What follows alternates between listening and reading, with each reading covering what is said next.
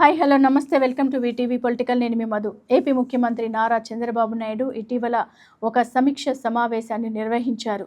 రాష్ట్ర రహదారుల జాతీయ మౌలిక వసతుల నిర్మాణ సంస్థను అంటే national highway logistics management limited అధికారులతో కలిసి భక్తుల సంఖ్య రోజురోజుకు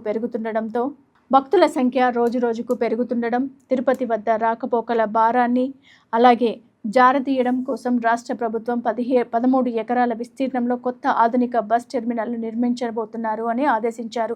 ఈ స్టేషన్ రూపకల్పనలో ఉండబోయే ప్రత్యేక అంశాలేంటో మనం ఇప్పుడు చూద్దాం. ఒకేసారి సుమారు 150 బస్ బేలు ఉంటాయి. దానితో పాటు హెలిప్యాడ్, రోప్వే వంటి ప్రత్యేక సదుపాయాలు కూడా ఉండనున్నాయి.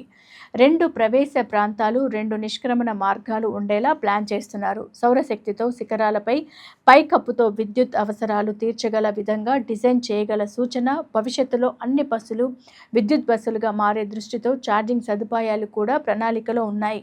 ఈ టెర్మినల్ వల్ల ప్రయాణికులకు, భక్తులకు లభించే ప్రయోజనాలు: ప్రయాణము మరింత సౌకర్యవంతం అవుతుంది, వేచి ఉండే సమయం కూడా తగ్గిపోతుంది, ట్రాఫిక్ స్రవంతి కూడా బాగుపడును, ప్రవేశము, నిష్క్రమణ మార్గాల వల్ల వాహన రాకపోకలు సాఫీగా జరుగుతాయి, పర్యావరణానికి అనుకూలంగా ఉండే విధంగా సౌరపటం, విద్యుత్ బస్సులు, ఉజ్వలతతో కూడిన నిర్మాణం, భక్తుల కోసం హోటల్స్, విందుల ప్రదేశాలు, మాల్ లాంటి వాణిజ్య కేంద్రాలతో పాటు నగర రూపాన్ని కూడా మెరుగుపరిచే నిర్మాణాలు చేయబోతున్నారు నారా చంద్రబాబు నాయుడు. ఇదైతే చాలా శుభవార్త అని అనుకోవచ్చు. తిరుపతి వెళ్ళే ప్రజలందరికీ కూడా ఇది ఒక గుడ్ న్యూస్.